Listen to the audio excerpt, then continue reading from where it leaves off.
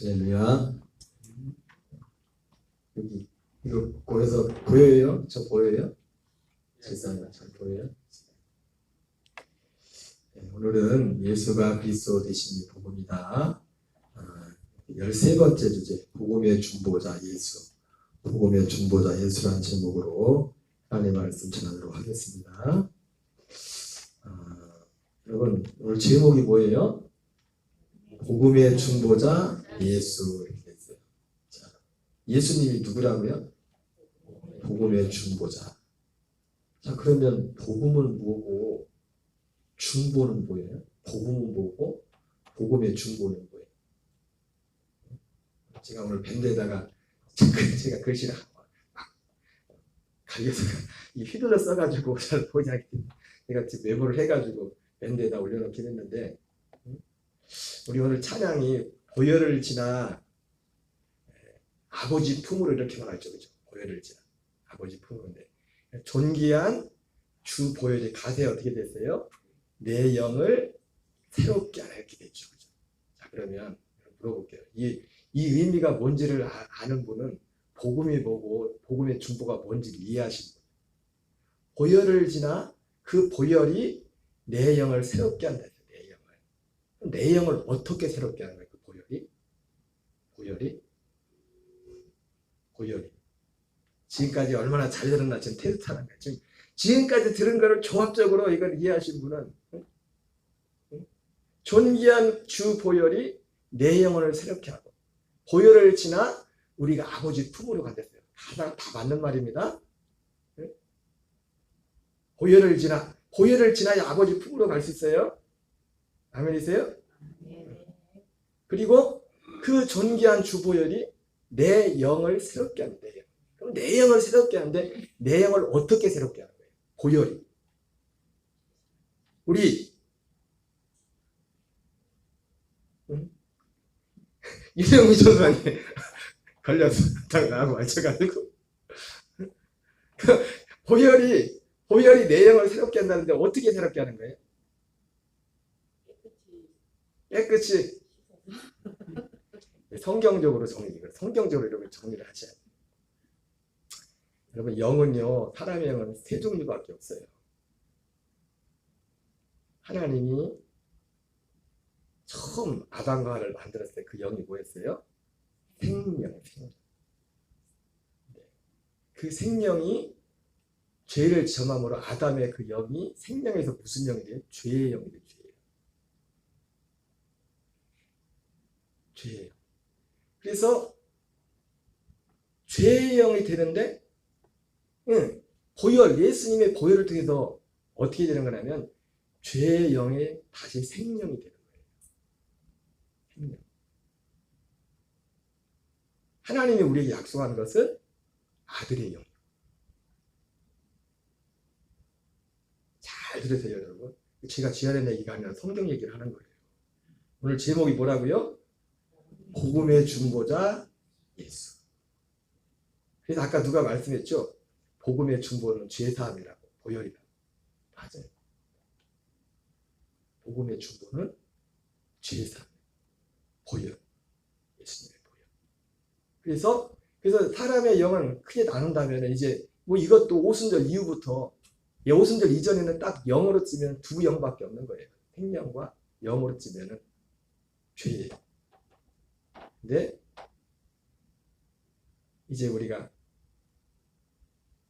죄의 사함을 받은 이후에 우리 아들의 영이 돼요.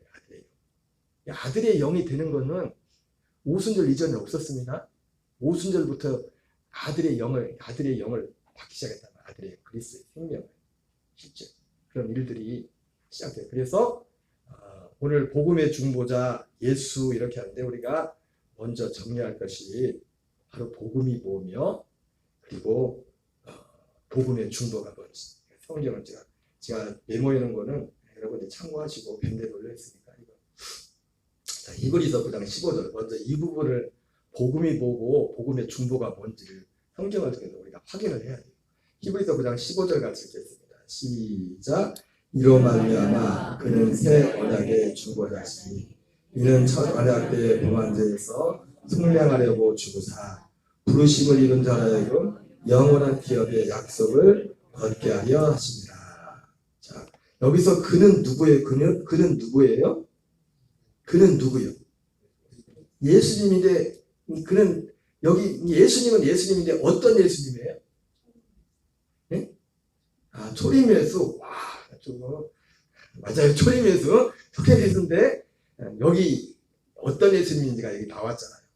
첫 언약 때 범한죄에서 속량하고 죽으신 예수. 맞아요, 틀려요? 이 예수님이 어떤 예수님이라고요? 첫 언약 때에서 범한죄에서 속량하려고 주사. 속량이 뭐예요? 죄사함이란 말이에요. 죄사함. 그래서 그는 누구라고요? 예수님인데 어떤 예수님? 첫 언약 때에 범한 죄에서 속량하려고 죽으신 예수. 피 흘리신 예수. 죽으셨을 뿐 아니라 피를 흘렸죠? 예수님의 죽으심과 피는 하나지만 또 다른 겁니다. 예? 예수님의 죽으심과 예수님의 흘리신 피는 다른 의미가 있다고요. 그래서 예수님도 성찬식 할 때 내 몸, 떡을 내 몸이라고 말하고 잔을 하면서 내 피라고 하잖아요. 떡과 피로 나누잖아요. 그죠? 예수님의 죽으심을 통해서 몸과 피가 역할이 다른 거라고. 예수님 죽으시죠.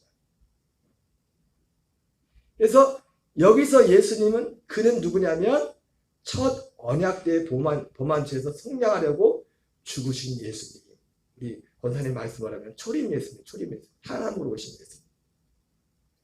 예수님이 히브리서에도 사람의 몸을 입고 오신 이유를 왜 여러 가지 이유를 대면서 그 중에 하나가 뭐였어요? 피를 흘리기 위해서. 피 흘림이 없이는 율법을 따라 모든 것이 피로써 정결하게 되나니 피 흘림이 없이는 죄사함이 없다 말했던 것처럼 피를 흘리기 위해서 예수님이 몸을 입고 오셨다.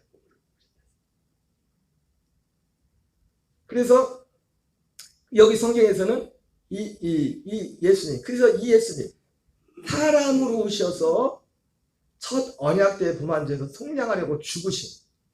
속량이 뭐라고요? 죄사함입니다. 죄사함. 성경에서 분명히 말하잖아요. 우리가 어려울까봐 속량 곧 죄사함을 받아내리라. 성경에 이렇게 돼 있잖아요. 그죠? 속량은 뭐라고요? 죄사함. 속량은 죄사함. 그래서 그러면서 그는 첫 언약 때에 범한 죄에서 속량하려 죽으신 그 예수님인데 그분을 뭐라고 해요? 새 언약의 중보자라고 말합니다. 예수님이 죽으신 첫 언약 때에서 죽으신 죄를 사하면서 죽으신 예수님은 어떤 분이냐면 새 언약의 중보다. 바로 새 언약의 복음이란 말이에요. 새 언약이. 그럼 새 언약이 뭐예요?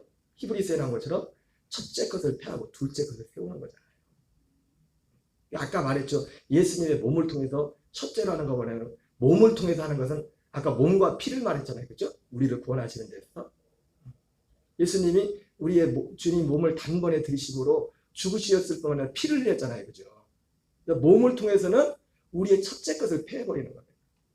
우리 첫째 것을 육체, 우리 옛사람을 십자가에서 함께 못 박혀 처리해버리고 그리고 율법의 저주에 대해서 심판을 같이 받게 하는 거예요. 몸의 역할이 있습니다. 몸은 철저히 뭐만 관계된 거, 우리 몸에와 관련된 거, 육신에 관련된 거. 그러니까 예수님의 몸을 통해서 하는 거 뭐냐면 우리 육신의 문제를 해결하는 겁니다. 그리고 우리 영의 죄는 그 피로써. 어쨌든 여기 보면은 새 언약이 복음의 새 언약. 제 얘기가 아니라 사도 바울도 그렇게 말했어요.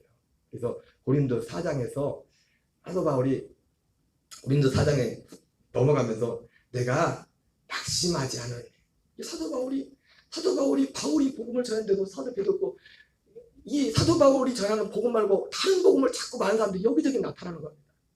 사람들도 그걸 잘 안 들으려고. 사도 바울이 옛날이나 지금이나 자기 사역을 따를 승을 많이 두고 진리에서 돌이켜 허탄의 이야기를 따를 것이다. 바울 때도 마찬가지. 바울 때. 사도 바울이 자신의 받은 직분을 말하면서 이 직분에 말하면서 낙심하지 않는다. 그 말을 하면서 사도 바울이 직분 얘기를 해요. 근데 그 직분이 뭐였냐면 고린도 3장에 보면 새 언약의 일꾼이었어요. 그 직분. 자기가 맡은 직분. 그리고 고린도서 4장 1절에 그 얘기를 하면서 4장 3절에서는 그것을 복음이라고 말합니다. 새 언약. 그래서 4장 3절에 만일 우리의 복음이 그 우리의 복음이 뭐냐면 바로 사도 바울이 앞에서 봤던 물론 다른 단어로도 표현하지만은 사도 바울도 이 복음을 뭐로 표현했냐면 새 언약으로 표현했다. 새 언약. 그래서 그것을 우리의 복음이라고. 그래서 우리의 복음이 가렸으면 이 복음이 가렸으면 망하는 자들에게 가려진 것이다. 사도 바울이 그렇게 말하고 있습니다. 그래서 여기서도 복음이 뭔지, 복음의 중보가 뭔지를 말합니다. 복음은 이 새 언약. 이 새 언약을 여기 15절에는 또 뭐로 표현합니까? 영원한 기업의 약속을 얻게 하는 영원한 기업의 약속이 복음이에요. 그 영원한 기업은 뭐예요? 우리의 영원한 기업. 아침에 제가 오전에 말씀드렸죠. 잊어버렸나? 여기 보세요. 여기를 보세요. 여기를 물어봐야 돼. 영원한 기업의 약속이 뭐랬어요? 우리 영원한 기업이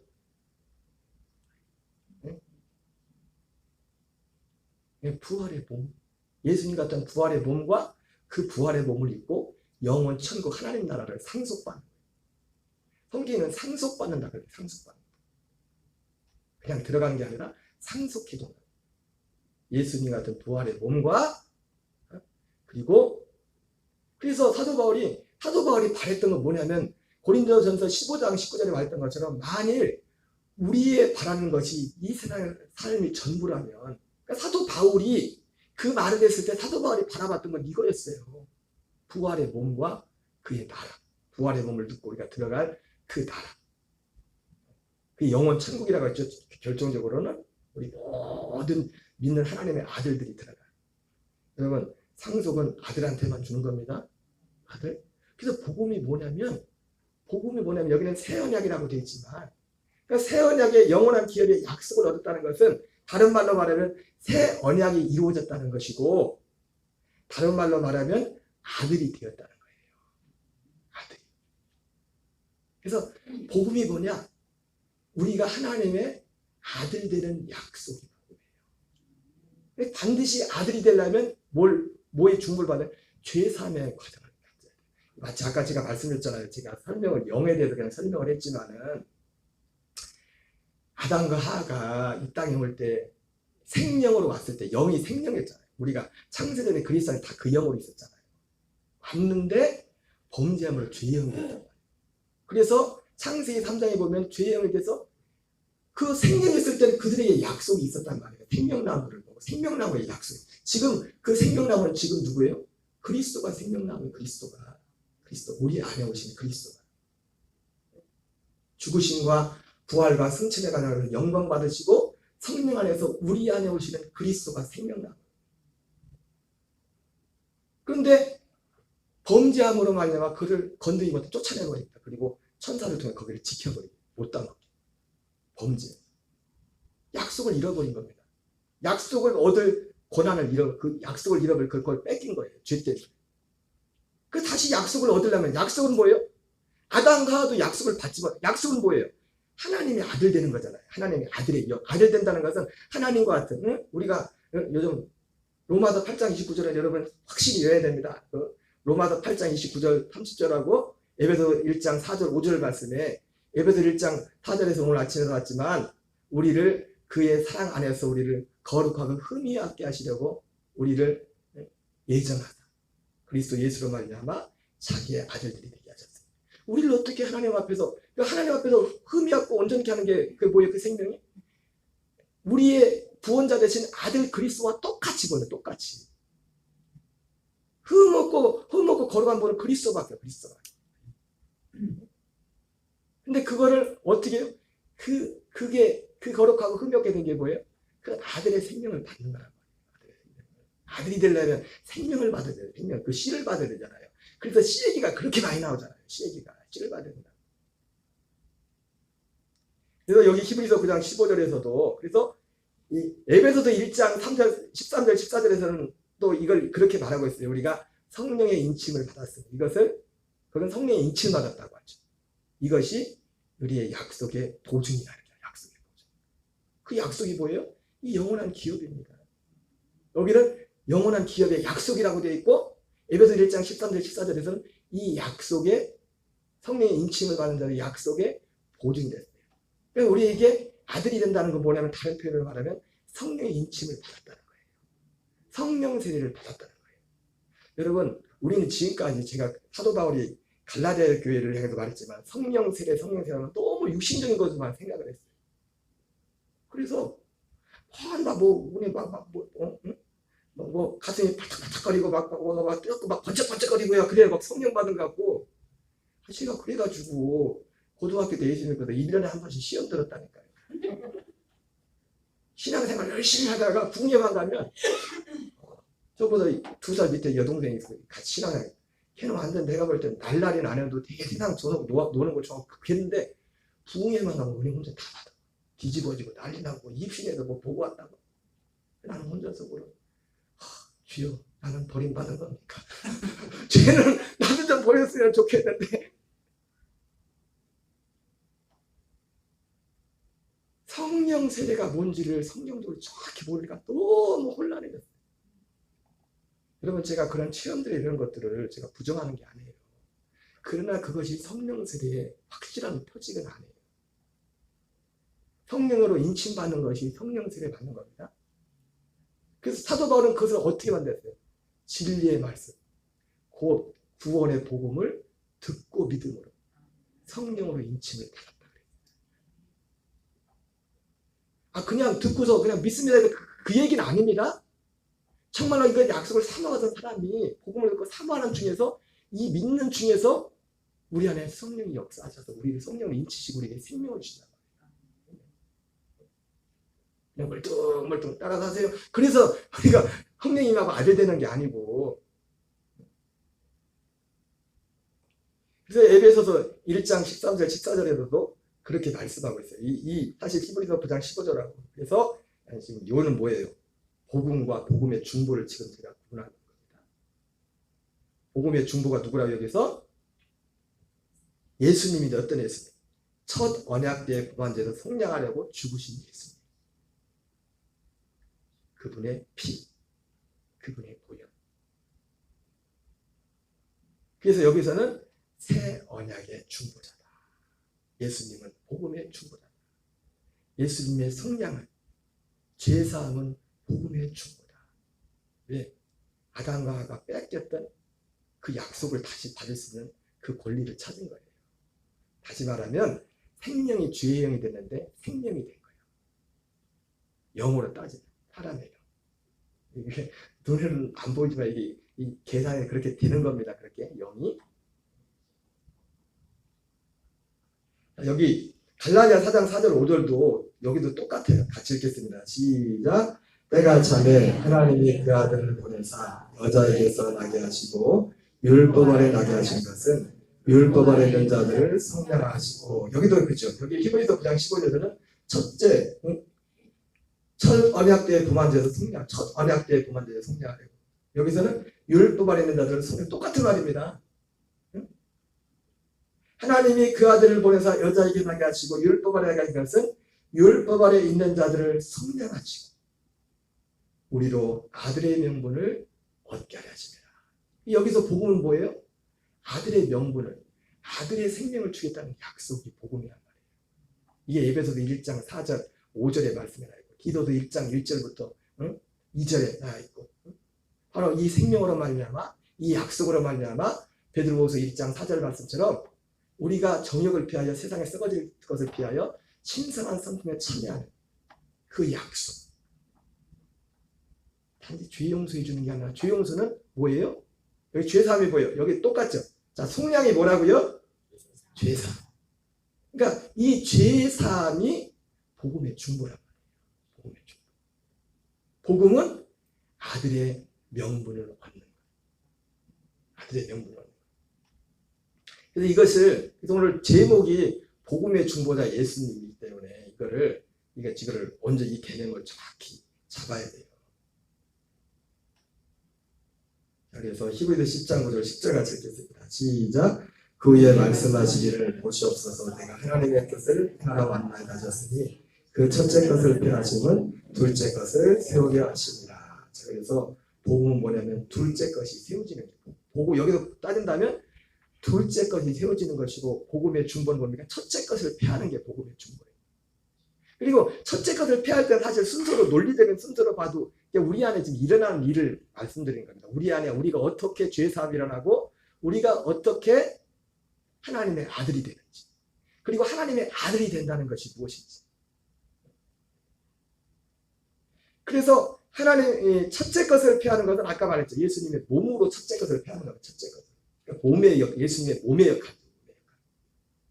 그래서 요한복음 12장 32절 33절에 말씀하신 것처럼 내가 땅에서 들리면 내가 모든 사람을 내게로 이끌겠노라 하셨으니 예수께서 어떠한 죽음으로 하나님께 죽으실 것을 말씀하신 말. 예수님의 죽으심을 말씀하면서 예수님이 죽으시면 모든 사람을 그 죽음의 자리로 십자가로 이끈다는 거예요. 왜요? 첫째 것을 폐하려고. 예수님은 육체로 오신 예수님은 철저히 외우셨어요. 버려지려고 오셨어요. 버려지려고 오셨어요.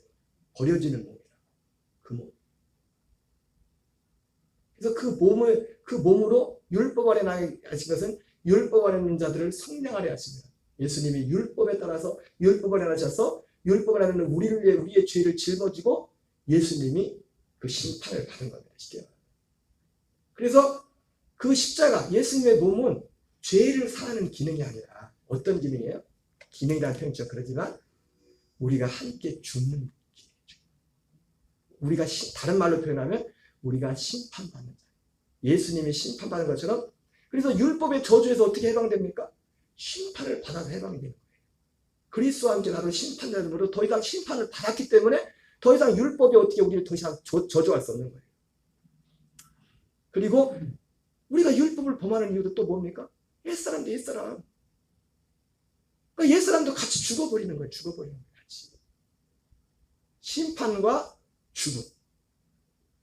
율법의 범죄자는 심판도 받을 뿐만 아니라 그 율법의 기준에 따라 범죄하는 우리 옛사람도 예수님과 함께 십자가에서 같이 죽는 거예요.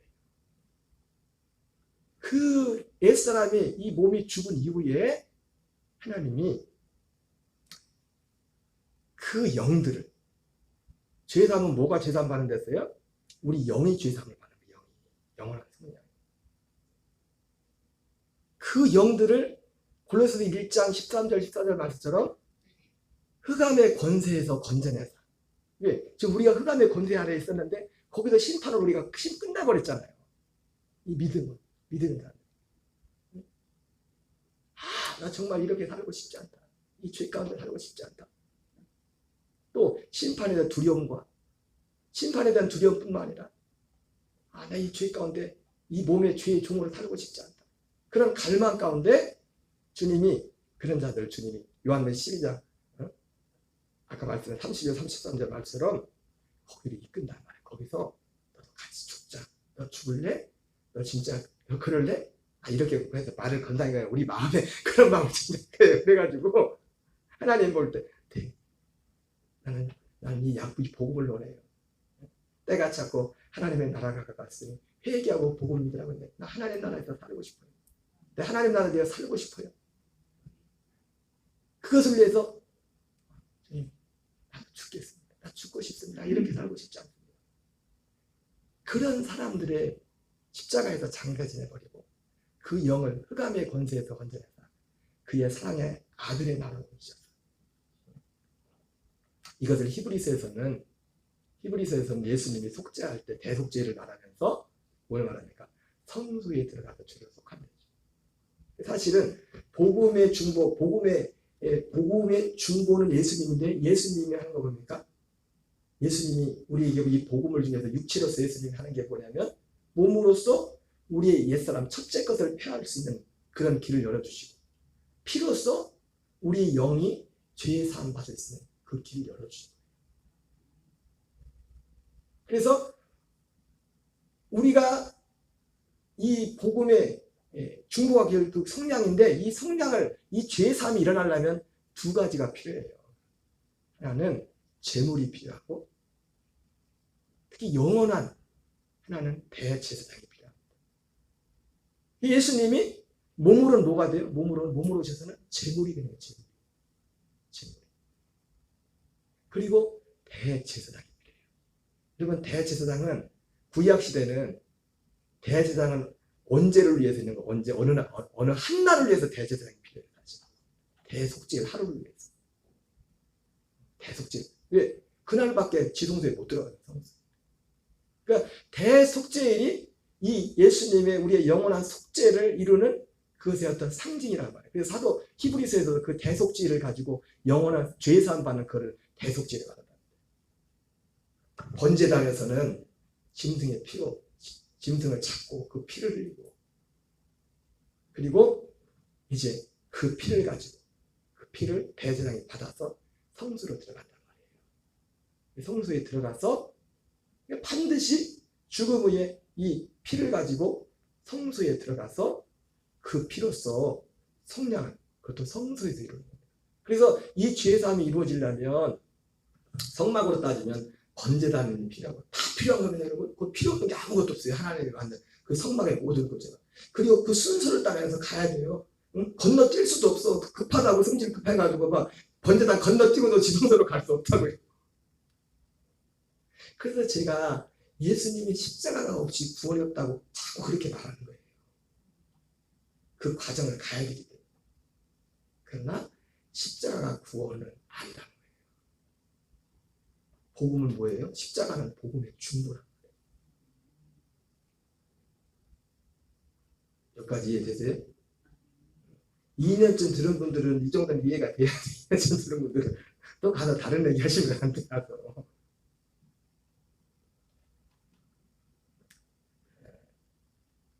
이거 보지 말고.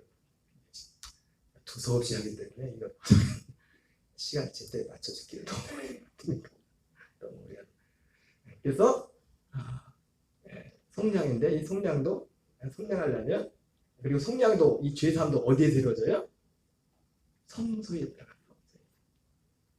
그리고 그 성소에 대제사장. 구약 시대는 이 레위지파의 대제사장 1년에 한 번씩 그 피를 가지고 거기에 들어가서 그 피로써 속죄소에게 속죄를 해서 1년 그 유효기간이 1년이에요.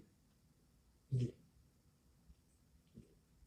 그걸 보면서 그들도 진짜 사람이 세운 제사장이 아닌 그리스도 승천하신 자. 대제사장이 언제 대제사장이 돼요? 예수님이 승천하셨어요.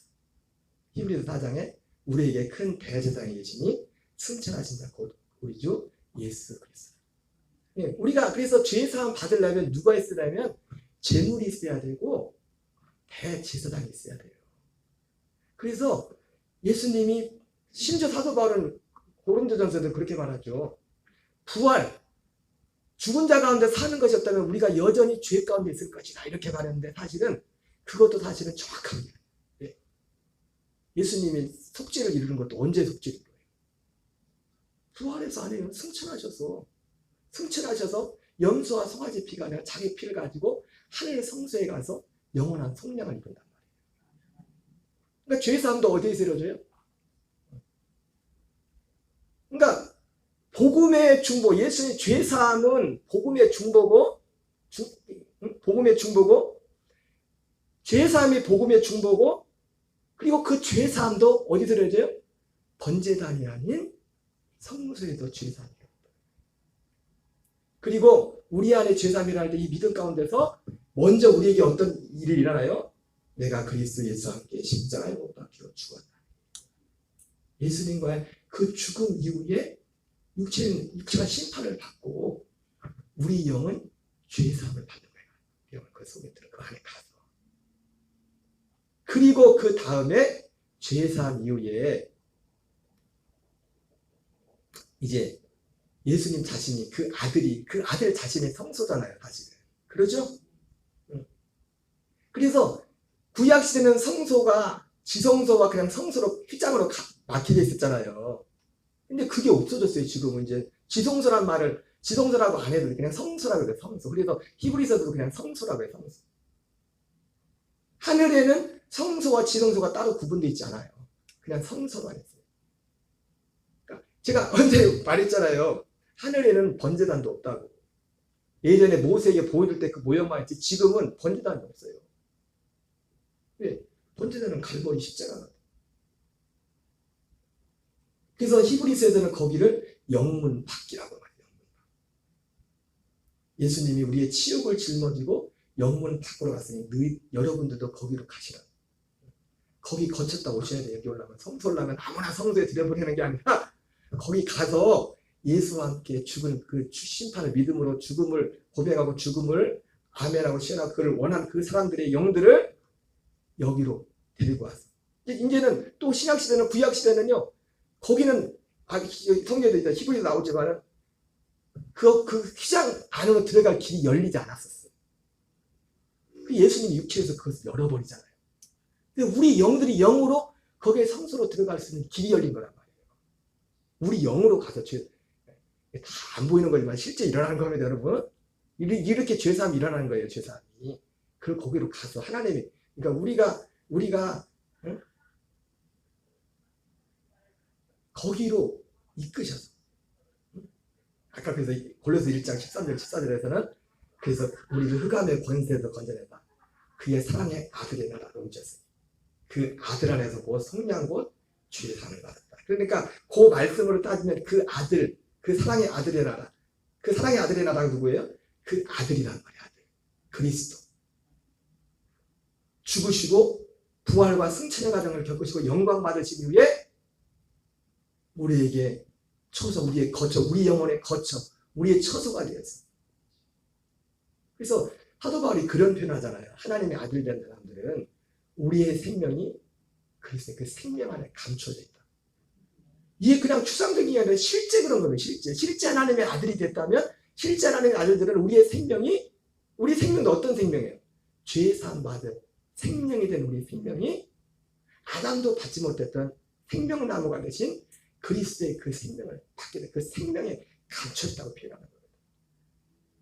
그래서 이것이 복음이고 복음의 중보는 성량이고 그리고 성량은 어디에서 이루어져요? 번제단에서 이루어지는 것이 아니라 성소에서 이루어져요. 그리고 성소에 들어가려면 바로 우리가 이 믿음을 가지고 이 하나님 나라를 갈망하는 예수님이 때가 찼고 하나님의 나라가 가까웠으니 회개하고 복음을 믿으라. 이 회개가 사실은 거기서 말하는 회개가 굉장히 어떻게 보면 단순해요. 하나님 나라에 이걸 믿지 않던 것들 이걸 진짜 믿고 사모하는 이게 회개예요. 뭐가 회개라고요? 여러분 제가 말씀드렸잖아요. 이것만 하고 마칠게요. 너무 두서없이 말해요. 그냥 오늘 할 말은 그래도 많이 말씀드렸어요. 오늘 제가 메모해놓은 내용도 거의 다 지금 지금 한 말씀도 있는데 마태복음 6장 33절에 하나님의 나라와 의를 구하랬잖아요. 그죠? 그 하나님의 나라도 그렇고 거기서 그의 나라와 그 의는 다른 게 아니라 하나님의 나라와 하나님의 의입니다. 그래서 여러분 지난주 거또 물어볼 거예요. 하나님의 나라와 의를 구하는 가장 적극적인 순종 액션이 뭐라고 했어요? 네? 하나님 나라와 의를 구하는 왜 하나님 나라와 하나님의 의를 구하랬어요? 왜? 주시려고. 하나님 나라와 하나님의 의를 주시려고. 근데 하나님 나라와 의를 구하는 가장 적극적인 액션이 뭐냐면 마리아처럼 말씀 앞에 서는 거예요. 왜? 뭐랬어요? 아니? 다른 말로 말하면 복음 앞에 서는 거라고요. 이게 하나님 나라와 의를 구하는 제1의 액션. 이거는 내가 하나님 나라와 의가 내게 받았을지라도 죽을 때까지 해야 되는 제1번이지. 왜냐하면요. 이것을 통해서만 하나님 나라와 의가 우리에게 주어지기 때문에. 그래서 마가복음 1장 15절에 때가 찼고 하나님의 나라가 가까웠으니 회개하고 복음을 믿으라. 복음을 믿어야 복음을 통해서만 하나님 나라를 받을 수가 있어요. 우리가. 그리고 의도 받죠. 하나님 나라, 하나님의 의도. 로마서 1장 17절에 복음에는 하나님의 의가 나타났어요. 그러니까 복음을 통하지 않고는 하나님 나라도 하나님의 의도 얻을 수가 없어요. 그래서 진짜 하나님, 저도 옛날에는 그냥 하나님 나라하고 의를 구하라 그러면 돈 생기면 먼저 하나님 것부터 챙기고 그런 면도 있습니다. 또 이제는 내가 이제는 마음대로 해도 그게 아니라 그냥 일상적으로 생각할 때 먹을 게 생기면 저도 17살 때 예수님 믿었는데 맛있는 뭐 홍시가 생기면 제일 먼저 담임 목사님 생각가지고 담임 목사님 먼저 갖다 주고 그러니까 우리가 흔히 생각하는 나는 조금 못 먹고 못 입어도 교회를 위해서 예, 맞아요. 그것도 맞아요. 하나님 나라 의를 구하. 그런데 그 성경에서 말하는 하나님 나라 의는 그런 뜻은 아니에요. 의자도 뜻의도 아니고 의로의 의자고 하나님 나라는 뭐예요? 우리 하나님은 결국 우리에게 하나님 나라가 갖고 왔댔잖아요. 지금 그의 사랑의 아들의 나라 그 나라를 구하라. 그 나라는 뭘 통해서만 주어져요? 복음을 통해서만 줘요. 복음이 뭔지를 알고 복음을 듣고 들어야 이런 게 있구나. 들어야 내가 토막할 거 아니에요. 응? 내가 그냥 튕겨내든지 둘 중에 하나일 거 아니에요. 이걸 선택을 하든지. 덮어놓고 믿는 거 아니에요. 덮어놓고. 베레아교인들은 그래서 어떻게 했어요? 하나님의 말씀을 받을 때 간절함으로 말씀 받고 그리고 이것이 그러한가요? 확인을 했더라고요. 날마다 성경을 참고했다. 성경. 그래서 이 하나님 나라와 하나님의 의 복음을 통하지 않고는 그래서 하나님 나라와 의를 구하는 그러니까요 이것이 진짜 내가 하나님 나라가 오면 내가 어떤 마음 변화가 생기냐 내가 시간이든 물질이든 거기와 관련돼서만 쓰고 싶단 말이에요. 진짜 하나님 나라가 이루어지는 제가 그래서 항상 말씀드렸잖아요. 세계 지금 선교제랑 수고하시는 선교사님들이 많이 있지만 선교사님들이 다 선교하는 거 아니에요. 그게 똑같이 우리가 돈 10,000원을 선교제에 보내도 그게 진짜 선교원금이 될 수도 있지만 그냥 구정금으로 끝날 수도 있어요. 예, 이 복음이 전달되지 않아요. 다른 말을 해버리면 다른 얘기 해버리면 그냥 구제로 끝나는 거예요. 이것이 전달되어서 정말 한 명이 될지라도 그리스도의 약속한 그 생명이 전달돼서 하나님의 아들로 태어나서 첫째 것이 패하고 둘째 것으로 사는 일들이 시작돼야 돼요. 이것이 복음이고 그리고 제물 되시고 대제사장이 되신 그 예수님이 복음의 중보가 된단 말이에요. 우리의 피로 우리의 죄를 사하는 겁니다. 오늘 여기까지 하겠습니다. 어쨌든 저 이렇게 전하지만 저도 간절히 원하는 것은 저 개인적으로도 먼저 그렇고 이것이 지식으로 끝나지 않고 진짜 생명 안에서 날마다 내 첫째 것을 피하고 둘째 것으로 사는 일들이 더욱더 왕성하게 내 삶 속에 나타날 수 있도록 저와 여러분에게 은혜 위에 은혜가 되어